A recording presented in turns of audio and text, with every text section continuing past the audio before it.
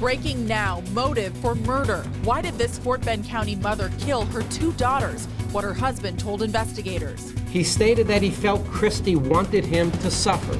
Plus, why he thought his wife had set up a meeting with her daughters right before the shooting. The announcement coming from the Fort Bend County Sheriff in just the past few hours. We want to thank you for joining us.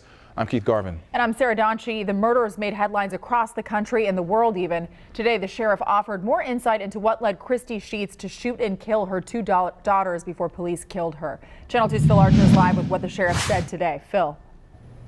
Well, you know, until today, motive was the big unanswered question in this case. Now it appears that Christy Sheets was motivated by anger and revenge, and that the person she most wanted to hurt was the one survivor of that shooting spree, her husband, Jason, who had asked her for a divorce. Yesterday, he sat down and talked at length with homicide investigators.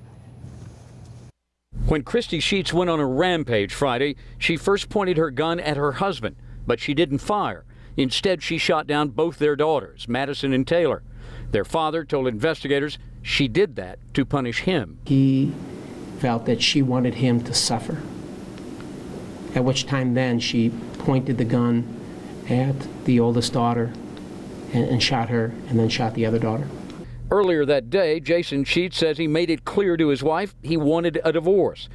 He also sided with their eldest daughter, Taylor, when Chrissy declared she was grounding the 22-year-old who was scheduled to be married in just a few days.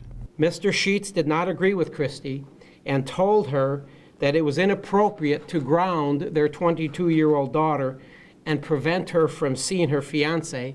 According to her husband, Christy Sheets had struggled with depression since the death of her grandfather in 2012. In that same year, she made 3 suicide attempts and was hospitalized for mental evaluations. He said she was taking medication for depression, seeing an analyst, but also drinking heavily.